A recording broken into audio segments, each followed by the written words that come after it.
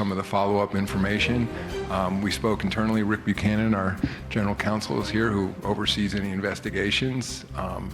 Rick had a conversation with Steve Ballmer, and we quickly concluded this was something that rose to the level that necessitates an investigation. In fact, one that's done outside of our office. And Wachtell Lipton, New York law firm that we've used in the past for for investigations like this, is overseeing it.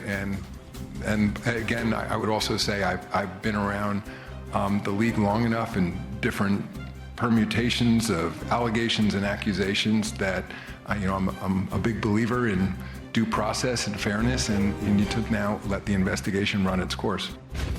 The public at times reaches conclusions that later turn out to be completely false, and so I would want anybody else in situation Mr. Ballmer is in now, or Kawhi Leonard for that matter, to be treated the same way I would want to be treated if people were making allegations against me. So the answer is, we're not a court of law at the end of the day either, that we have broad authority to look at all information and to weigh it accordingly. So that was Adam Silver just moments ago. I'm joined now by a pair of NBA champions in Kendrick Perkins and Shannon Fry, our #1 WNBA pick, Shanae Ogwumike, and our front office insider, Bobby Marks, to just sort of peel back the layers here. So, Bobby, I want to start with you. When you hear cap circumvention, because that's really what all of this comes down to, what alarm bells does that set off that is leading to now this investigation?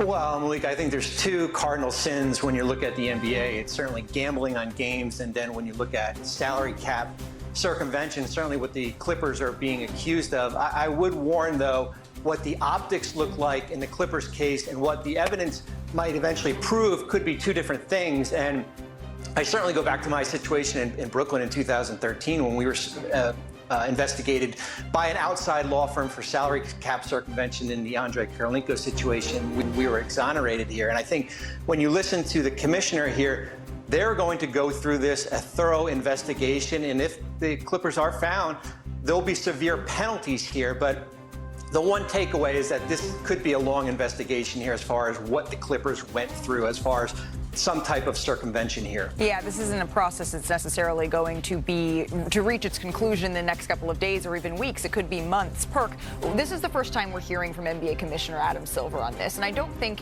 we heard anything out of what we expected, that there is going to be an investigation and also to allow due process to take place. But I haven't had a chance to hear your reaction yet to sort of the totality of these allegations and now the investigation moving forward. Well, what's up, y'all? It's been a minute. Oh, hey, it's been a minute. I miss y'all. Good to see you. Shannon, welcome. I saw you welcome like to literally NBA a week today. ago. But not here. You looking somewhat good up there. Shanae, Malika, great to see y'all, fam. And Bobby, what's happening? Listen, one, this is why we got the best commissioner in sports, because Adam Silver, he never jumps to conclusions. And like he said in this interview, we're going to go through the process, and to be fair to Steve Ballmer and Kawhi Leonard. Now, if they come out throughout the investigation and these allegations are true, I have a problem. Now, we know that the Clippers, they love Kawhi Leonard dirty draws, and even the one that he wore last year. Okay, he is their biggest asset. You're supposed to protect your asset. If these allegations are true, then I hate that Kawhi Leonard is actually the face of this conversation, because it's Steve Ballmer's job and Uncle Dennis, who represents Kawhi Leonard's job, to protect Kawhi Leonard and make sure they do their due diligence and never put a guy in this situation. I had this conversation a week ago with Shannon on road tripping about, hey, how many guys actually read their contracts in the NBA? Shanae, did you read your contract in the WNBA? Absolutely. Malika, did you read your contract? You did? I was on the executive committee of the WNBPA. Yeah, but it's okay. I hear what you're saying. You get the point. Women are different than men. I never read my contract. That's why you have agents in place. Bobby, I'm pretty sure you don't never talk directly with the player. You're talking to their agents, their lawyers.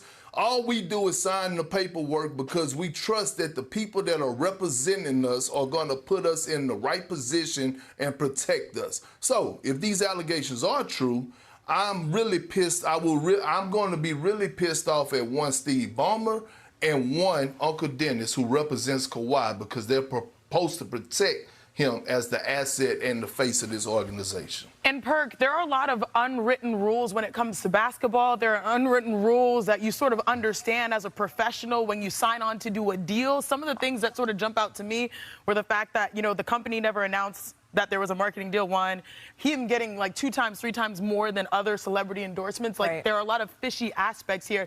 And to me, like, the optics are the big issue. I like that and I like that we don't jump to conclusions. There's going to be an investigation.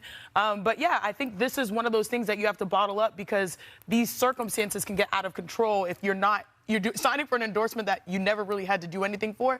That is a tough situation. After talking about this for the last 3 days, what I'm finding out is like that company was throwing money around like it was monopoly money, right? And so for me, he's saying, at the end of the day, we don't know the details of how much he got paid, when, or how that structure is. So for me, as Perk talks about it, they probably were like, hey, you're going to get 24 over this amount. We're going to work out how much and where you have to do these appearances. It may be $28 million if you do or if we reach these things. So those details are extremely important in how it's worked out. He may only got $50,000 just to say put your name on this thing, and then they obviously filed for bankruptcy. So for me, I'm just waiting on the details. But for me, when my agent comes to me with something, he's like, hey, you have the opportunity to make 28 if you do A, B, C, and D. But there's an expectation of knowing what you're going to do to fulfill the deal. And the fact that there is a lot of question marks around fulfilling it, that's where the issue lies. That's where the big issue is. And look, this is something where the DOJ is getting involved to investigate the company aspiration and what exactly all was going on there. There are a lot of layers to all of this, and the Clippers and Steve Ballmer, they have denied vehemently any wrongdoing in all of this. And Adam Silver is saying, all right, let's let this due process play out. We will absolutely do that.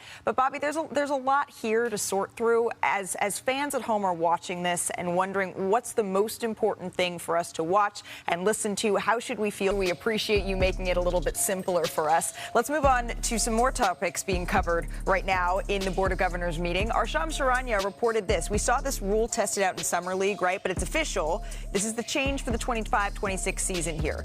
Unsuccessful end-of-period heaves. Those will now be recorded as missed field goal attempts for the team, not for the player.